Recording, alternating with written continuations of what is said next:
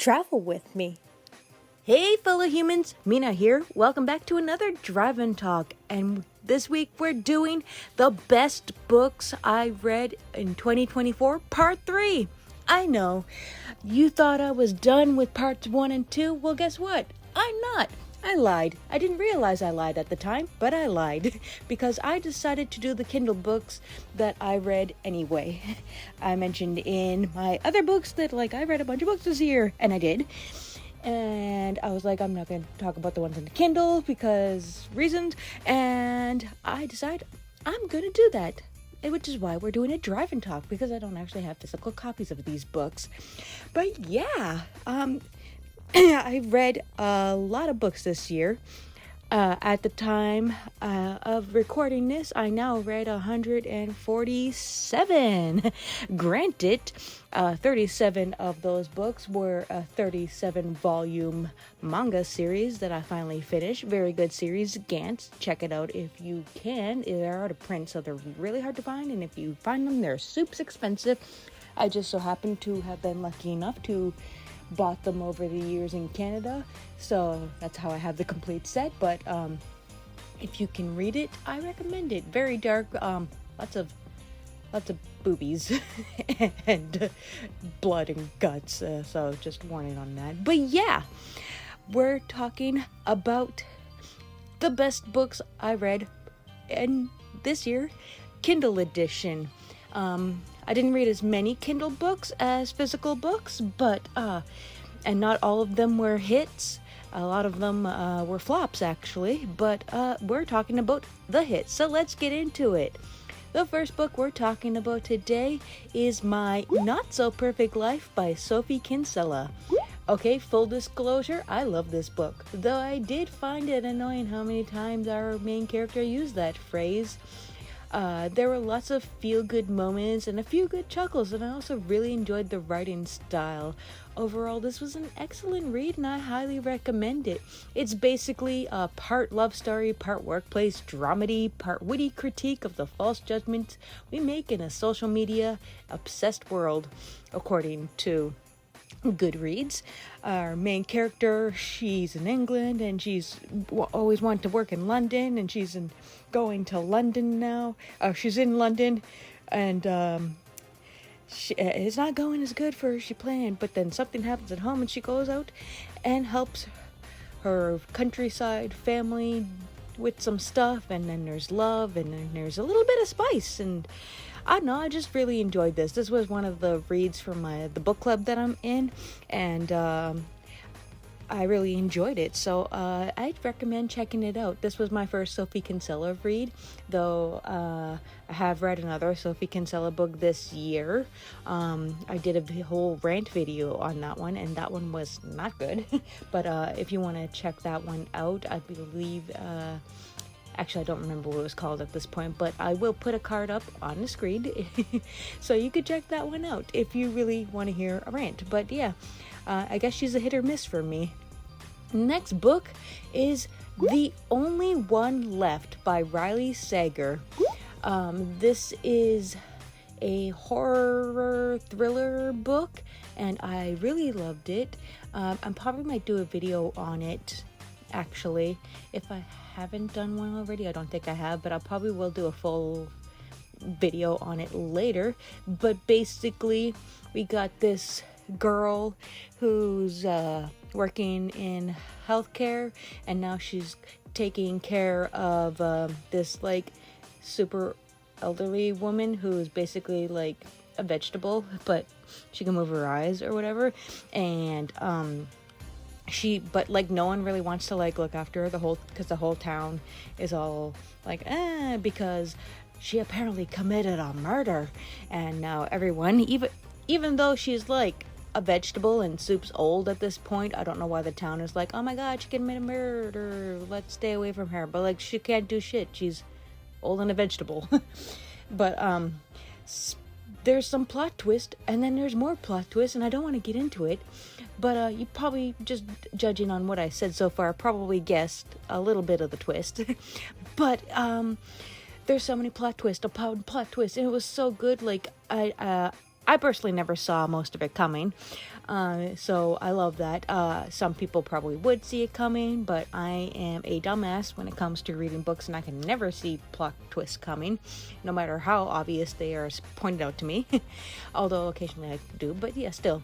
But anyway, she apparently stabbed her father and took her mom, and then her sister unalived herself at that, and then just read it for the plot twist. I really love Riley Sager. This book has been on my TBR for a while, and this was also another book club read. So when someone was like, I want to read this book, I was like, oh my god, yes, let's read this book, because I've been wanting to read it because I read a few other Riley Sager books and they were also awesome. Yeah. Anyway, the next book is Attachments by Rainbow Rowell. Her last name is really hard to say. But yeah, this one was really interesting. I've read Rainbow's work before. I usually say last names, but her last name is a nightmare to pronounce for me. But I've read Rainbow's work before, which, by the way, if that's her real name, like her little literal government name, that is a dope-ass name, and I love that.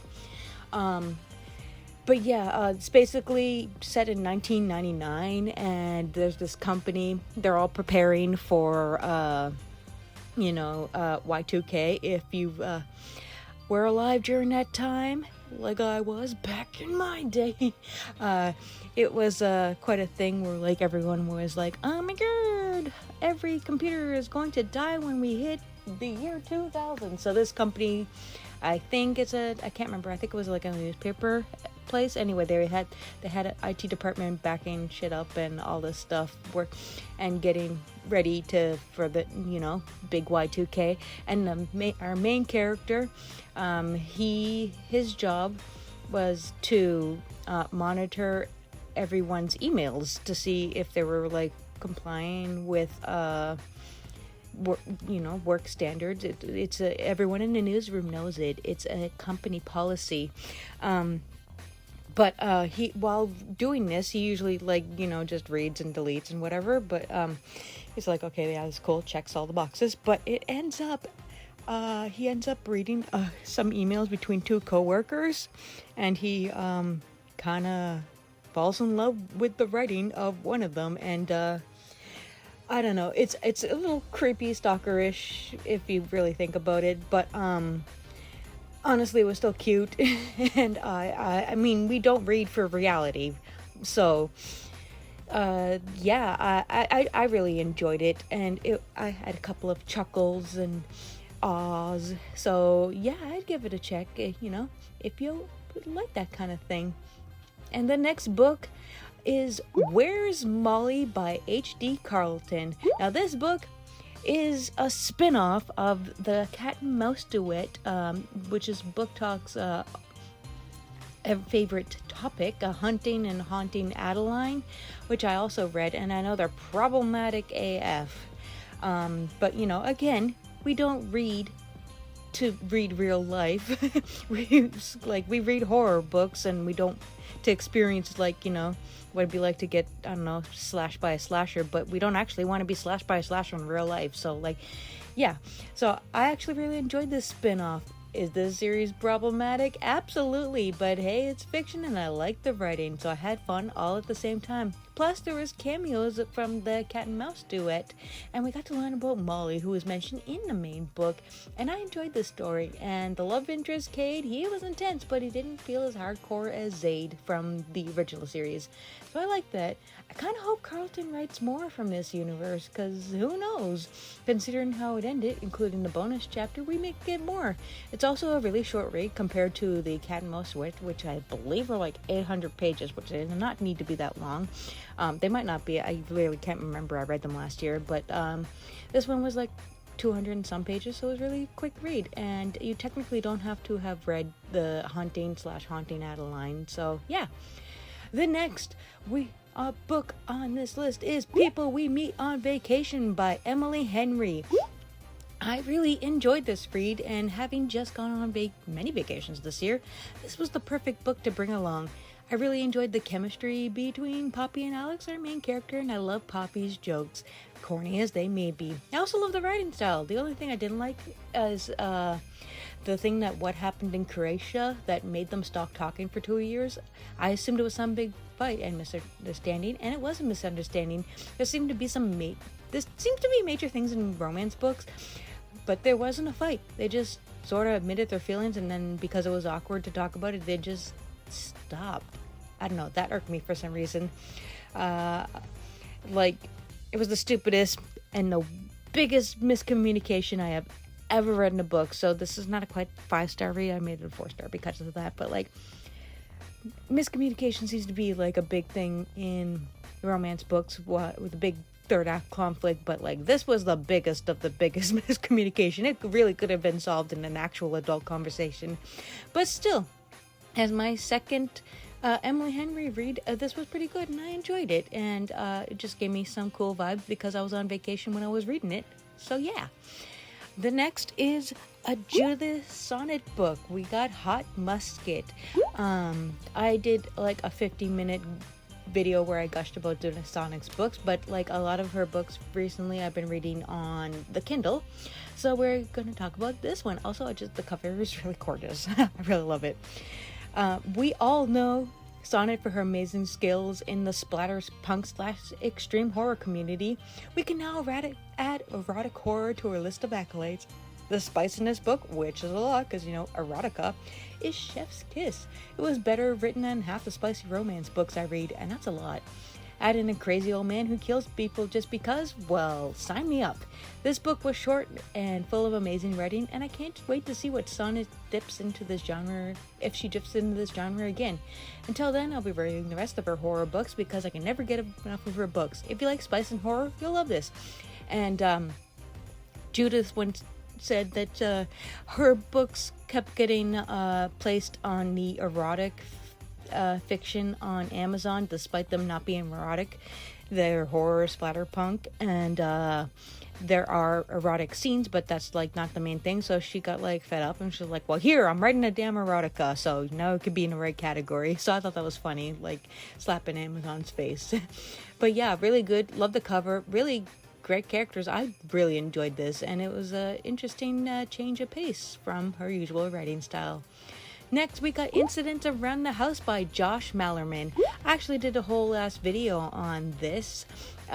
So if you want to check that out, check the card below. And again, this book was really good. It was written from the point of view of an 8-year-old girl, which she really didn't read as 8. She read like way younger. But and also, again, Dado. Do not like that. Everyone I've read and talked to does not like the fact that she calls her dad Dado.